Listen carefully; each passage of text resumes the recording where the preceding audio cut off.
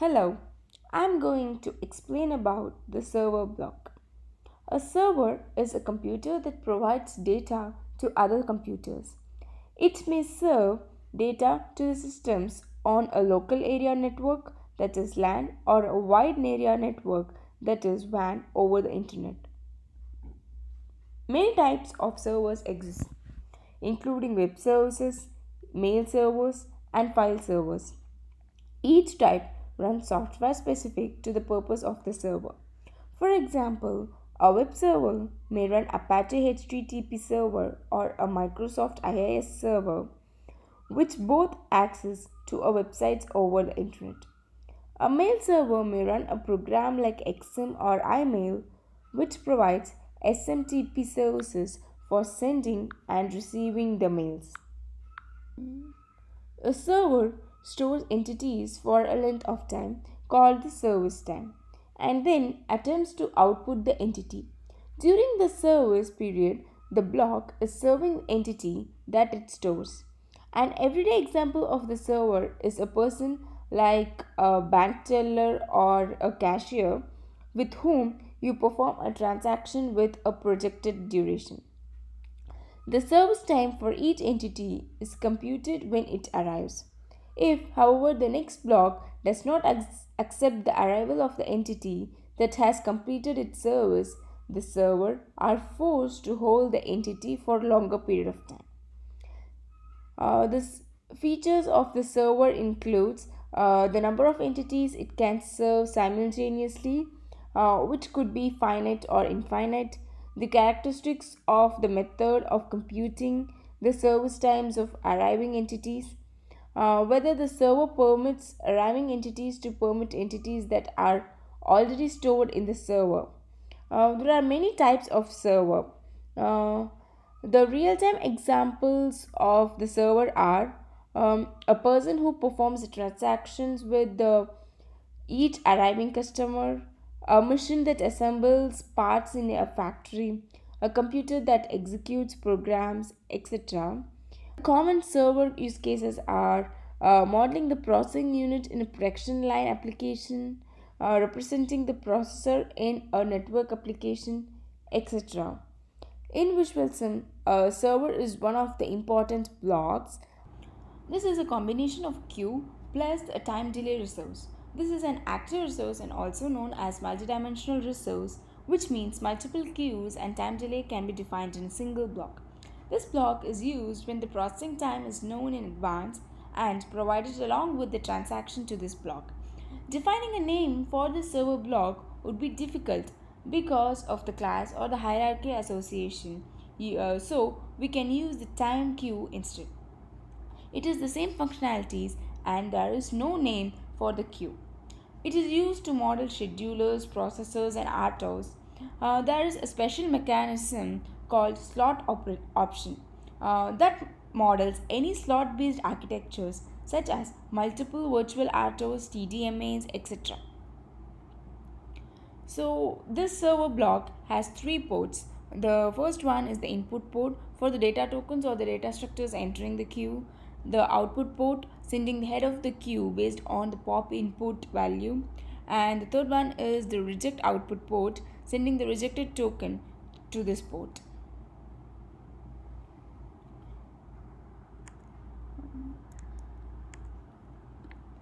So next, these are the parameters for the server. Uh, this block defines multiple active resources where each operates as an individual queue plus server. Each queue orders the incoming data structures in the order of the highest to the lowest priority. Higher the number signifies the higher priority field. Queue is ordered based on the priorities at the entry of each transaction. The queue number field selects the queue and the priority field provides the priority value. This block queues the incoming data structures in a FIFO or LIFO order, that is the first in first out or the last in first out order. When the data structures or transaction reaches the head of the queue, it is delayed by an amount provided in the time field. Um, and sent to the output. The slot is a special operation mechanism and the arriving transactions are ordered in the FIFO manner.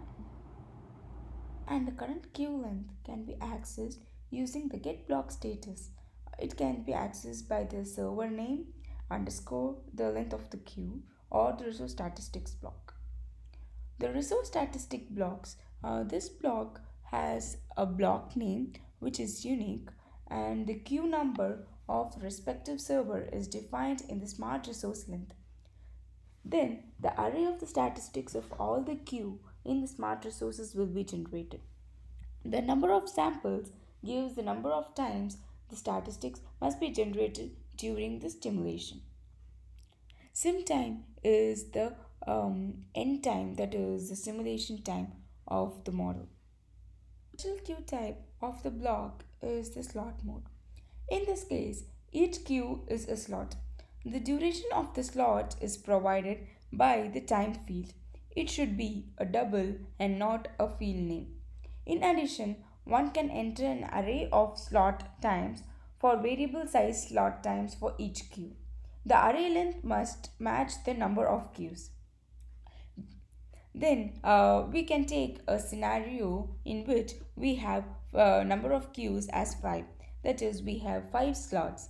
At the end of the each slot, that is at end of the first slot, Q1 will be popped out, and at the end of the second slot, Q2 will be popped out, and this will get repeated till the 5 slots has been executed. If the time field is set to 1.0, then the transaction will exit from slot 1 in the order of times as 1 second, 6 second, 11th second, and it goes on. Slot 2 will get exited at the time second, 7th second, 12th second, and it goes on. In this scenario, the end time is 1 e power minus 3, which is less than 1 second. So if we enter the slot time as 1 second, then no data structures will be popped out. So in this, if there is no transaction in the queue, then no output will be for that slot time. The slot time will not be allowed for the next queue. So here we must mention it as a slot time, that is maximum packet size divided by 100 e power 6 by 8.0, so that we will get many packets popped out, and we here in this decision block, we have mentioned it as it should get popped out when the index is 1, 2, 3, 4, and 5 respectively. In this expression list, we have calculated the index at random value from 1 to 5, and we also have a priority field from 1 to 4. So if we run this model, we'll get the output for the 5 slots. That is, this is the slot 1, this is slot 2, slot 3, slot 4, and slot 5.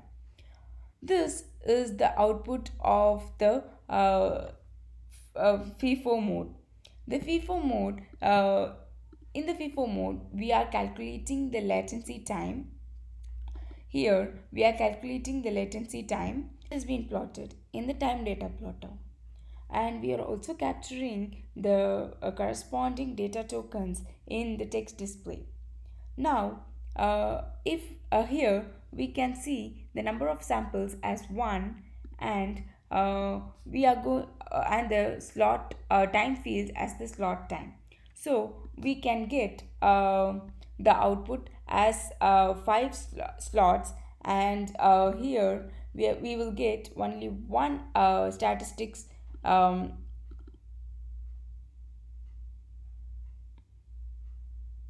so here we are getting only one data structure in the statistics output. So if we want more than one data structures, then we need to edit the number of sample fields. So if we give it as 3, then we will get three data structures from the resource statistics port. So we can see here we are getting three data structures. And if we change, and also if we change the time field to 1.0, which is greater than the end time, then there will be no output in the slot. There will be no output in the slot plot. Let's check that too. So if I run this model now, we are getting the time statistics. We are getting the FIFO mode and the latency time plot, but in the slot plot we are getting nothing, since the stimulation time is less than the time field.